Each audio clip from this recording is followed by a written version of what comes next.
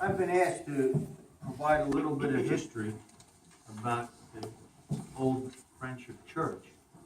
But there's probably several people in the audience here that could provide more history than I can. We have Carolyn and Ed Bauman, who have for over 50 years served on the administrative board of this church. And we're very grateful, Carolyn and Ed, for your performance and contribution in keeping the church alive. You know, we have Marie Dobbins back here, who sang many times solos on anniversary Sundays here, and today she's going to be singing in the choir today. Musi is here. Musi was one of the last members of this church. And we have Archie and Ivor Wharton. Archie served on the team that did the last renovations of this church. When was that, Archie? In the 60s? I guess so. In the 60s. And look how well preserved it is. You know, they just don't have mechanics like that anymore.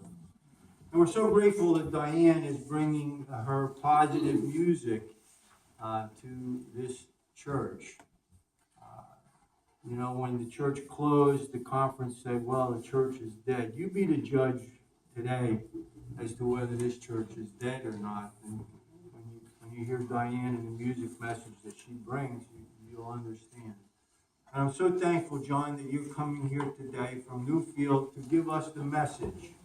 You know, we have 7 Methodist pastors buried in the cemetery. Not that we're wishing.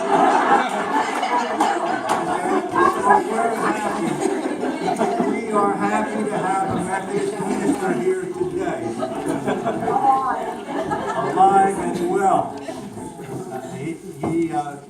He's ministering to Newfield. So when Thomas Jefferson was president, this church was built. And for over 100 years, this church served the community as the only church in Landisville. You know, there was Head of the River, there was Center Grove, and there was Old Weymouth Church. But they were about a day's ride from this church. I think if I ask you to raise your hands if you have any connections to this church, meaning how many of you have family buried in our cemetery, you raise your hands, okay? Look at that, all right?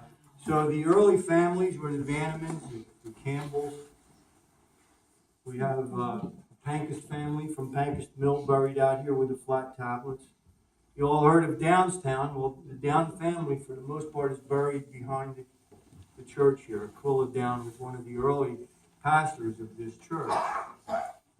One of the last pastors that was buried here, father and son, the Pedricks, are here. So at the turn of this century, this church was still alive, around 1900, and we had, at that time, an influx of Catholics moving into the area. However, in the Catholic faith, cemeteries are hallowed ground, meaning that you have to be baptized, you have to have Holy Communion. There's certain stages in the church that are required before you can be buried in the Catholic cemetery. So we have here in our cemetery many Catholic members who could not, for whatever reason, young children who could not be buried in the Catholic cemetery, buried here. Dr. Cleary, how many of you know Dr. Cleary? Dr. Cleary, junior high school, Dr. Cleary is buried here.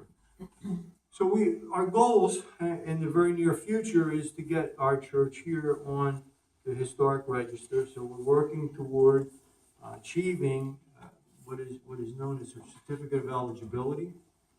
We have some ideas in terms of replacing some of the carpet here and doing some work over in the social hall. You can look on the walls and see how many people were here at the 100th anniversary, the 125th anniversary, and when the church was closed in 2008 at the 200th anniversary. So we have been carrying the mantle here for the last 8 years, and we're working towards preserving this church. And we are so grateful for all the gifts and the contributions that all of you have given to us, large and small. The church when was it, Ed, around 1972, decided to break the cemetery off from the church and created a separate entity. So the cemetery is Friendship Cemetery Association. It's a non-denominational cemetery. Perpetual care, and there's sufficient monies to preserve the cemetery. We still have burials here in the cemetery. When the conference decided to close the church in 2008, the cemetery board felt that it was our responsibility to step up and purchase the church to keep both the church and the cemetery as one entity. And we've been working towards that goal, and I want to just say thank you to all of you for your help and your support coming out here today. Thanks again. We appreciate it very much. Thanks for your help. We're going to continue the service with choir songs, and when you see the choir come up, you'll understand why we didn't invite Reverend Redfield to sit up here, because we pushed him right off the altar. We'll bring it up later for the message. Thank you. So choir, if you would come on up, please.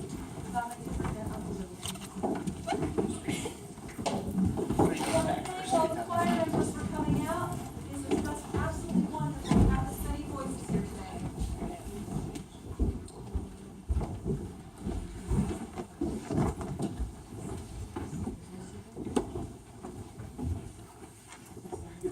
They come from everywhere.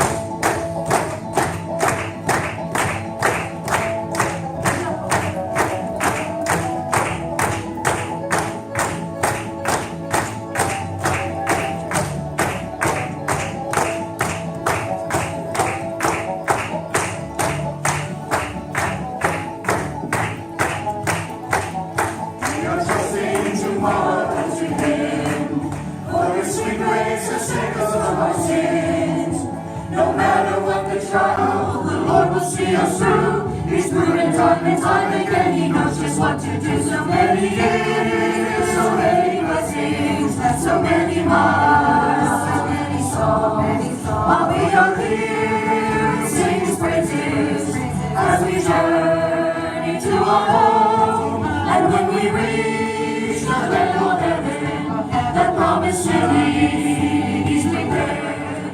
So many years, so many blessings, we'll have eternity to share.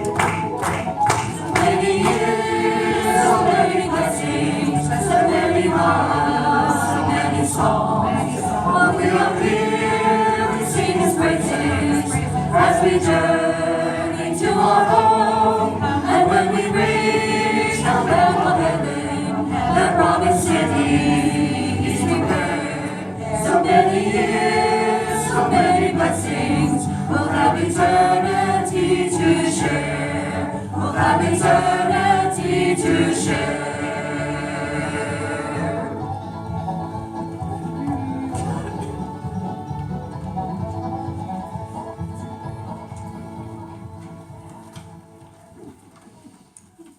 Thank you, choir.